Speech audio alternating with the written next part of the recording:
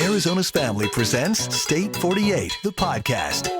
Stories, backstories, people, and places that make Arizona grand. Welcome to Jamie's Local Love. Today we are with the family behind All About the Booch. So what is the Booch? We're talking about kombucha.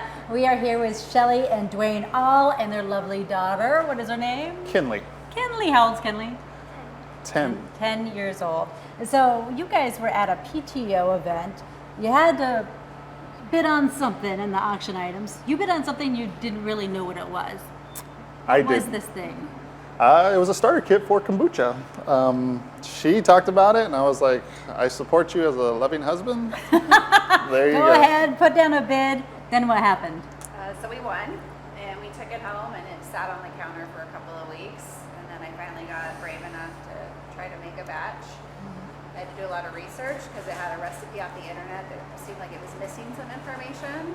And then we started our first batch, and our Instagram, All About the Booch. If you go all the way to the very beginning, you'll find that first batch.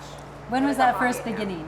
What? Oh my gosh, it would have been 2017 maybe? And that was a gallon in your garage? Just in our kitchen. In our kitchen. And then that became 10 gallons. Yeah, we got to 10, sharing with friends and family, not all of us. And now we're in a commercial kitchen. We are. And you guys are the first Permitted in the county. Yes. microbrewery for kombucha. Yes. What was it about kombucha that drew you to it in the first place? I had heard about it. We had a friend who made it, so we generally knew it was good for you, but we had never had it. And then when we started making it, we honestly just got addicted. It was fun to do all the flavors. We liked it, drinking it every day. It helped with his acid reflux, so it just became part of our life. How was that first batch? It was good. We didn't flavor it. I was too afraid. It was just plain, so it was not super exciting. But then we started adding fruits and just getting all over the board with it. For folks who have never had kombucha, describe it to us. So kombucha is a fermented tea. So you start with a sweet tea. You add your culture of bacteria and yeast that consumes your sweet tea and converts it into the kombucha, which is healthy acids, vitamin B. It's a little tangy, effervescent, a little bit like apple cider vinegar in a way. And it's a great substitute for alcohol. Is it alcoholic or not? It is a fermented beverage. Yeah.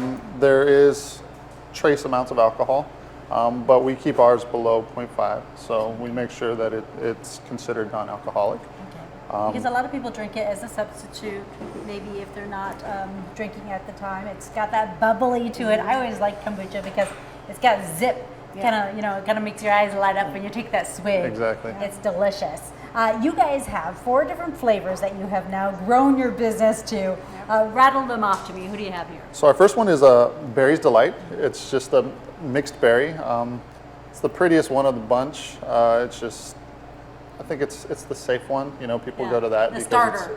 It's a starter. Yeah. It's a good gateway. Yeah. Next flavor we have is Ain't Nothing But Pineapple and Ginger, and just that, it's a little bit tangier. You got the pineapple, or you get the ginger hit, and then a sweet follow-up with the pineapple. Hollaback Berry is our most interesting.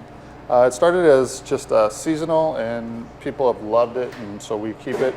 You get that earthy smell of that jalapeno, but then the sweet follow-up of the strawberry. And then our Bonita Apple Pie is going to be our sweeter one. That one's more of a fall flavor. It tastes just like apple pie. You get the cinnamon, you get the apple, you get the honey flavor. People drink it year-round. It's our sweetest one. So if you are craving a dessert, but you don't want to eat ice cream, you could have a little bit of this and it would probably satisfy that. Or maybe drizzle it over ice cream. You could make a float. Yes. Just Definitely thinking. make a Yes. Yes. Has this been done before? There Yes. are There's kombucha floats. There's Yeah. kombucha floats. Really? Yeah. Oh my gosh. So we have to tell the people what you guys do for a living because you're still working full-time jobs. Yep. I currently work law enforcement. I have some flexibility, so we're able to kind of do this and work as a team. So. Yeah, and I do data privacy full-time. Completely different from anything where you'd be working in a commercial kitchen. Totally. Correct. It was a very different transition. I worked in a restaurant in high school, but that was about it. So we had to learn the commercial side of it, get certified, through the health department. It took us about 6 months to get permitted. Part of that was us figuring out how do you go from a home brewer to a commercial brewer. And I think part of that was the health department trying to figure out what they wanted from us since we were the first to come through. Oh, how interesting. So when you decided, okay, we're going to take this commercial space, Yep. we're going to start selling at farmers markets. In fact, we're going to go one step farther and go out to our restaurants and see if they want to start selling this, making cocktails with them as well. What did that look like for you? What was that jump like, going from working in your kitchen in your garage to now providing a real product? Yeah, well, we decided to take the jump because Suzette Smith, who owns this kitchen, she reached out to us when she opened it and gave us an offer that we couldn't resist. And so she said, would you come in and make kombucha? And we said yes. And it was scary, but it felt like everything was just kind of falling into place. Like, we got the starter kit, we met Suzette, you know, everything just kind of happens. So we just said, let's go for it. Nobody else is doing it and see where it takes us. It was scary, and I've learned not to freak out as much about stuff. You just kind of have to roll with it and not get upset until you actually have a problem, you know. It's definitely been a growing process, you know, and we've learned and grown in this process, and we've kind of moved at our own pace, and because of that, I think that's where our product, you know, sits. And I mean, I'm very impressed with our product. I think our flavors are spot on every time. You know, they're very, you know, we don't have any issues of flavor being different from each batch. You know, granted, we're using fruit and vegetables and herbs, and that, you know, that kind of plays into it a little bit, but for the most part, I love what we do because we're so methodical in what we do. Any moment that made you uncomfortable as a new business owner in this way, or moments? I think part of it, I mean, just getting my food certification. For me, I had to do the manager version, which was like 8 hours. It was super stressful, and not coming from a restaurant background and having to learn all the food diseases and things like that. It was just such a different spot, but I passed and it was good. And then just learning how to use commercial equipment. I mean, we don't brew like we did at home. I mean, we have the large tanks and pumps and filters and just all these other things that we had to learn how to use it. So Were they already here, or did you have to go out and find them? we had to buy everything. Purchase everything, yeah. Yeah. So, And then learn how to use what you just bought. correct. Right. So, Yeah. I mean, we've reached out. We have a Facebook group that there's kombucha brewers all over the world that are involved in this kombucha group, you know, and I mean, so open, and everybody kind of welcomed us with open arms, you know. Any questions? We're all on the same page in regards to, we want to see the kombucha industry grow.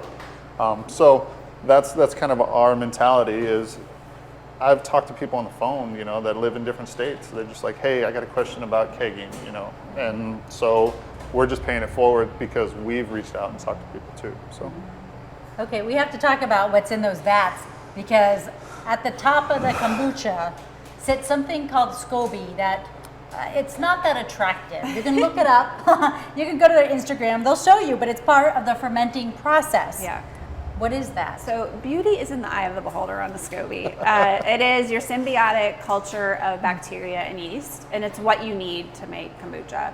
So you have to have kombucha to make kombucha. That's SCOBY. Yeah. So you have what your is that SCOBY. SCOBY? How does that start? What is that when you It's- add it to the vat, or? It actually is finished kombucha, and as it sits, it starts to create a layer to protect the batch.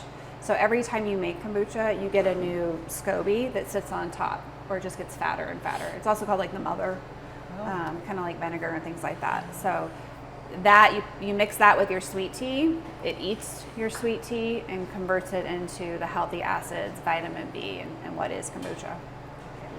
So yeah, it feeds off the caffeine and the sugar. And actually you don't even need, it creates that layer.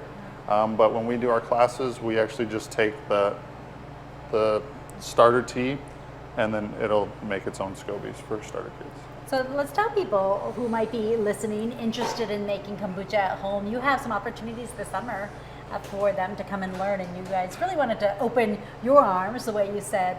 The kombucha community has done the same for you. So what's happening this summer? So we do kombucha classes. We do kombucha 101 classes, and we've done a few so far, and it's been great. You know, we love sharing our love of kombucha and teaching people how to make it themselves. So Yeah, so we have 2 classes coming up in August. They're both on our website. One's going to be at Pomegranate Cafe in Awatuki, and one's at Craft Nights up on 32nd and Shea. And you get a starter kit. We walk you through the process. You get to taste the commercial flavors, but also we bring in some other flavors so that you can get an idea of your possibilities, which are like endless. how to make And then you get a private Facebook group and access to us whenever you want. And just, you know, we get questions. I got a picture the day of a SCOBY. And is this mold? And does this look right? And, you know, and it's just there for the support to make sure you know what you're doing. And it's been great. How surprising. You said you're in law enforcement. The guys and the girls back at the office, how surprised are they that you're making kombucha now and so in love with this beverage? That's so interesting to make. Yeah, it's. I have to explain it a lot to people that aren't too sure what it is, But once I do, and once they've tried it, they love it, because it is so effervescent. It is refreshing. It's almost addicting. Getting used to drinking this. And we're just getting a little bit more hippie by the day. All right, shall we try some? Yeah. Sure. Because we have some to taste test. So this is the starter kit one. Yeah. For the novice. And this one is what flavor is this? This is Berry's Delight. Berry's Delight. We also have to tell people that you guys, I guess you like some rap music, eh? Yes. We're inspired by Inspired. It's delicious and light. Yes. So I'm not a starter. I'm ready to go. This is strawberries? It's strawberries, blackberries, blueberries. It is delicious. You can taste that in there. This one is? Ain't nothing but pineapple and ginger. All right, let's try it. And this one is for what type of palate? This one's a little more tangy. A lot of people get scared away by the ginger, but I like it. Ooh, I like that. I like the ginger. It's nice and light. All right, next up, a beautiful orange color. This one is called? Hollaback Berry. It's a strawberry jalapeno. Go ahead and smell that one first. No, it's got heat. That's jalapeno. Uh-oh. That's delicious. So I could see a cocktail with this. It's a good margarita. Yes. Next up. And the last one is Bonita Apple Pie. Okay. I'm thinking I like this ginger one the best so far. Let's see how the apple pie does. That is good. Making a little ice cream float with this for sure. We should do that for 4th of July, actually. Yes, it would be delicious. Okay, so it's time for me to go to my magic mason jar, which is right here. So I'm gonna have you draw 3. 3? Yep. Or do we all want to draw one? Yeah. Everyone should draw. We don't have a mic on you, so we have to keep you closer to Mama Dad. All right. Which one? I kind of cliff notes it. What are you loving right now? Loving right now.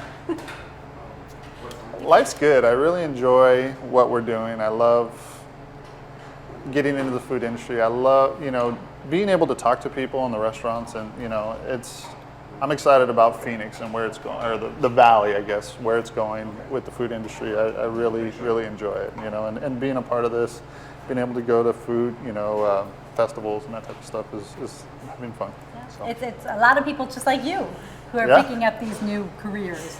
What is yours? Kenley got a dive bar. We're gonna need The 10-year-old does not go to dive Oh, bars. here's something. Proud. What So do you- what is making you proud right now? Well, how they have the business just starting off with something from school. Was it your class or was it your sister's class that you bought It this? was for both of their For schools. both the schools. And you're helping too, right? Yeah. So what are you doing? I bottle and sometimes I put labels on. Or not labels. I would do a Well, little labeling for my family's business as well. When I needed money for prom, I'd show up. All right, what's yours? What is your favorite local restaurant? This is from the girls at Enchiladas. You don't It's have not to very fair though, because we're in lots of bars and restaurants. pick one. We have a very special spot in our hearts for the Larder in the Delta, because downtown they were Phoenix. They have our cocktail. It's delicious food, and we're just really close to them. So. All right. Well, they're going to be one of my local loves, so I'll be talking to Steven soon. Awesome. It is called All About the Booch. Thank you for speaking with me today. Thanks for listening. Arizona's Family State 48, the podcast, is brought to you by Arizona's Family, 3TV, and CBS 5, part of the local media group of the Meredith Corporation.